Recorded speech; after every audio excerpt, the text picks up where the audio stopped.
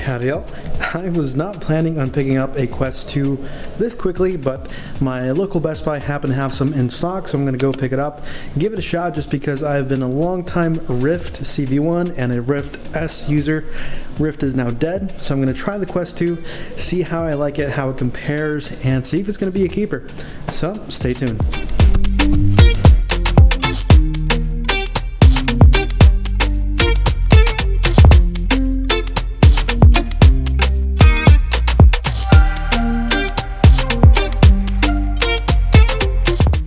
So here we are, about an hour later, playing the only game that I knew that I had for sure in my Oculus library, which was Box VR or Fitness VR, whatever they renamed it to. I knew that that was available on the Quest, so I downloaded it, and this is what it looks like. I really have that sort of reddish outline all over, and I could really feel this thing hanging off in the front of my face just because it feels pretty dense. I mean, I don't know that it's actually heavier than like the Rift or something, but it definitely feels like it with this strap. So I picked up this other strap that looks more like the Rift S one, so I'm going to give that a shot, see if that's any better. But on the default strap, you are definitely going to feel it. I tried adjusting the straps as much as I could, but nothing seemed to help all that much. So this is what about an hour or so of gameplay is going to leave you looking like, so just keep that in mind. Howdy y'all, it's been about a week and I have some thoughts, but I'm just going to try to summarize it, just give you the notes of everything because there are a lot of very in-depth things. I'm just going to give you the information to let you know whether or not you're going to want to upgrade from an existing headset like a CV1, a Rift S, or a Quest. First thing is going to be hardware. I will cover that first. There are a lot of good highlights on this thing. The screen is better than the Rift S was. The tracking I'll count as hardware because it has to do with the cameras. The tracking is just as good, if not a little bit better, than the Rift S, which is a little bit weird because this has one less camera, so that's something to note. The built-in strap, the one that comes with this thing, totally sucks. In my opinion, you are definitely going to want to pick up the Elite strap. It's another like 50-ish bucks, but I think it's going to be totally worth it if you're going to be playing any extended periods of time. You can also get an Elite strap with a battery built in. Sorry. That's going to be a bit more expensive, but if you like playing for a long amount of time, it's probably worth the money. Getting to the touch controllers, these feel really similar to the original CV1 touch controllers. It's like they took those, flipped the ring, and painted them white, and that's basically what you got. It's obviously not that though, because they made other changes. Some that I'm not in favor of. The Rift S had this really nice, grippy texture behind on the touch controllers, and it made it super easy to grip, and I didn't feel the need to wear the strap.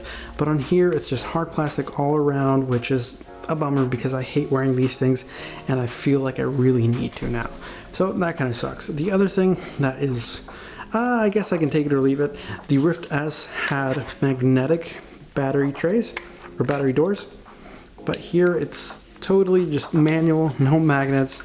That's going to solve some of the issues that people were having with those coming off too easily. I experienced a little bit of that when I first had the Rift S, but once you get used to it, you know kind of how to hold it better. So still, I can take it or leave it. Overall, I just still prefer the Rift S controllers. Now this wouldn't really make sense to cover if I was talking about the Rift S, but the way it connects to your computer is with a single cable, and it plugs into the USB-C port on the headset, and you plug it into preferably a USB 3.0 port, and away you go, right? The official link cable is a little pricey at around 80 bucks. I didn't really feel like I wanted to shell out for that, but still, I wanted to try something kind of stupid, and to my surprise, it worked pretty damn good. This is my monstrosity. This is a USB-C to USB-A cable, and that is going into a USB 2.0 extension cable, and that is going into another USB 2.0 extension cable, and I plugged that into a USB 3.0 port on my PC. I don't know that it really technically counts as 3.0 since I was using these extensions, but still, I didn't think it was gonna work, and to my surprise, it worked really damn well. When I had it hooked up, I couldn't really tell the difference in terms of latency between playing on this and on the Rift S. Even games like Beat Saber, I didn't really feel any extra lag or anything like that.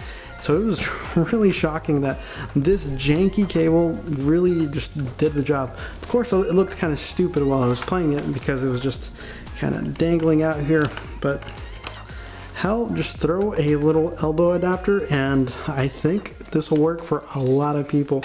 So if you don't want to shell out 80 bucks, I don't think you have to. I'm sure that cable is really good. I think it's a fiber optic cable, so I see why they're charging so much, but I think you're going to be able to get away with a lot of weird shit like this.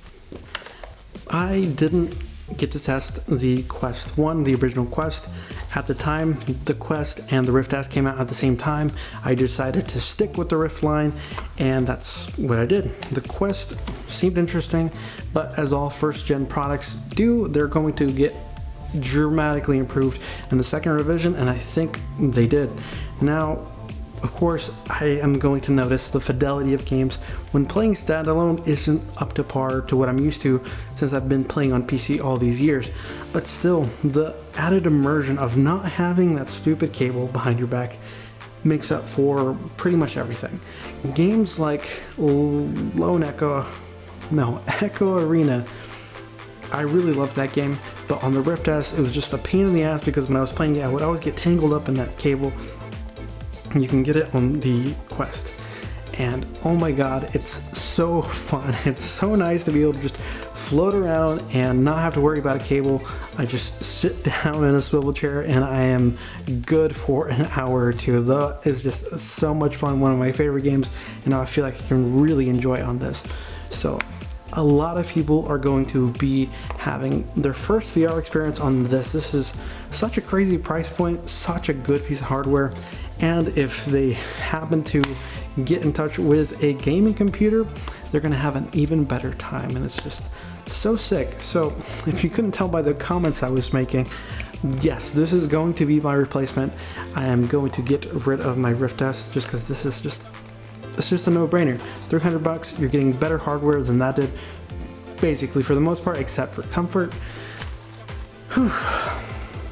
Yeah. That's about it. I glossed over a ton of stuff.